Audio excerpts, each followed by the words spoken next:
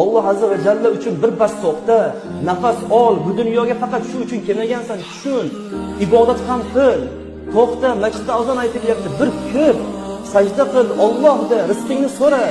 Alloh g'oyibidan san g'izillab topayotgan pulingni oyog'ing tagiga qalashtirib tashlaydi. Ishonmaysanmi shunga? Iymoning yo'qmi shunga? Axir musulmonsan-ku. Ota-onang senga musulmon ism qo'ydi-ku. Ota-onang senga qulog'ingga azon, chap qulog'ing takbirlar aytib xursand bo'ldi-ku.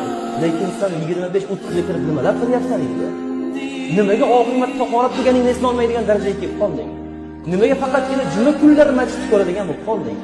Nimaga faqatgina jamoatga juma kuni keladigan bo'lib qolding? Qanaqa ummat bo'lding sen? Qiyomat kuni Allohning oldiga borganda nima deysan? Qanaqa qilib jamoatni qoldirmagan Rasululloh bilan bir safda turmoqchisan? Qanaqa qilib Abu Bakr Siddiqlar, Umar roziyallohu anhular bilan yelka-yelka turishlikka sen o'zingni loyiq deb bilyapsan? Nafsing seni aldab ketmadimi? Nafsing seni domiga tortib ketmadimi? Oyog'ingdan chalib ketmadimi? To'xta birodar. To'xta, nafsingga bir ur.